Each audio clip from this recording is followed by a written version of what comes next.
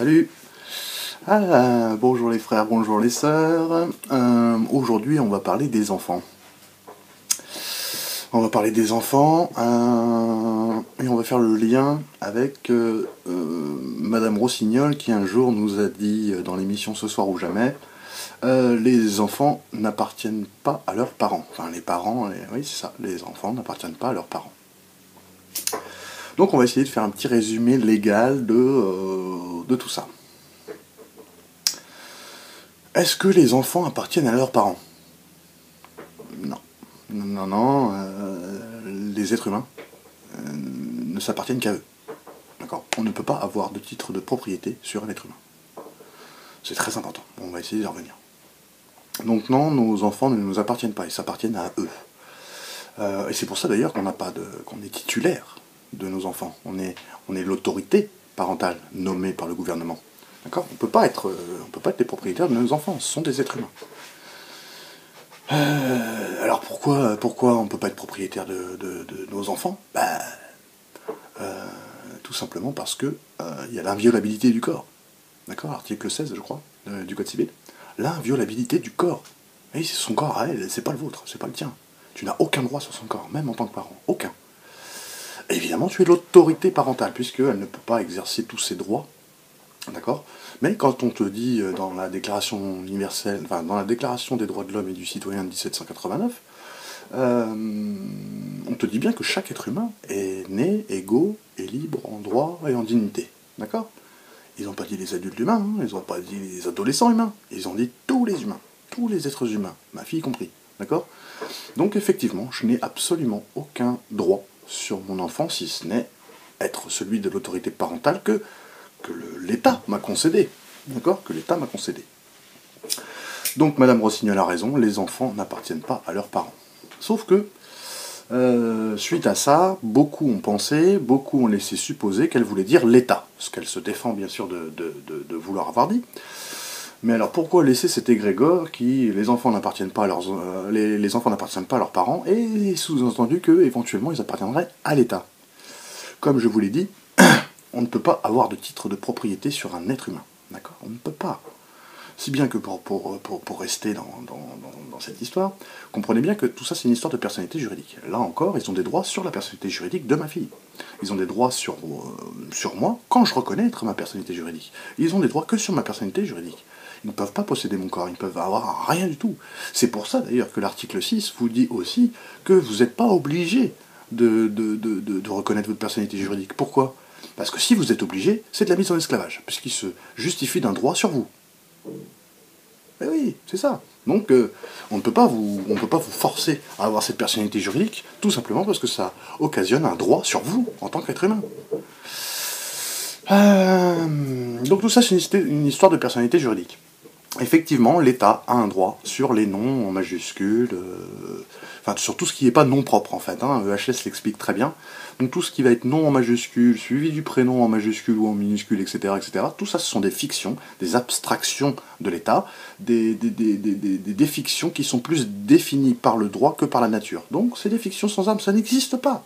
C'est des fictions. Et donc quand vous reconnaissez une fiction, vous êtes une fiction, vous n'êtes rien du tout. Donc ils font ce qu'ils veulent, rien du tout. D'accord ? Donc comment on fait pour protéger les enfants? Comment moi j'ai fait, parce que je me suis aperçu qu'en fait je ne pouvais pas les posséder, d'accord, et qu'ils s'appartenaient à eux-mêmes. Donc la seule chose que vous pouvez faire pour protéger vos enfants, c'est de leur donner les armes pour qu'ils s'appartiennent à eux-mêmes. Et je sais pas si vous avez remarqué, mais dans beaucoup de lives que j'ai pu faire ou quoi que ce soit, le premier droit, le droit que je parle souvent, que j'ai laissé à ma fille, c'est quoi? C'est le droit à l'inviolabilité du corps, article 16 du Code civil.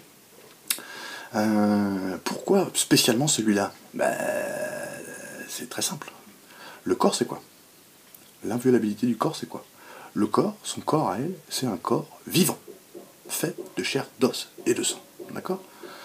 Donc en fait, quand vous lui donnez ce droit-là, ça veut dire que vous reconnaissez que vous n'avez aucune autorité sur son corps. C'est-à-dire que c'est son corps à elle, et à personne d'autre. Et ça, qu'elles le comprennent, c'est très important. Surtout à leur époque, à l'époque quand ils sont jeunes comme ça, il peut se passer des trucs bizarres avec les corps, les gosses, les profs, tout ça. Enfin, ça peut. Il peut y avoir des trucs un peu dégueux sur le corps, etc. Donc, le fait qu'elle sache que même moi, même moi, sans son consentement, je ne peux pas toucher à son corps, ben c'est vachement important. Non pas pour que personne la touche, c'est pas ça le but. C'est que le jour, comme elle sait que c'est son corps à elle et que personne ne peut y toucher, le jour où il y a quelqu'un qui va vouloir y toucher sans son consentement, alors elle aura les armes. D'accord? Et ça, c'est hyper important pour des gamins de leur âge. À mon sens. On peut faire le débat si vous voulez. Mais à mon sens, c'est ça.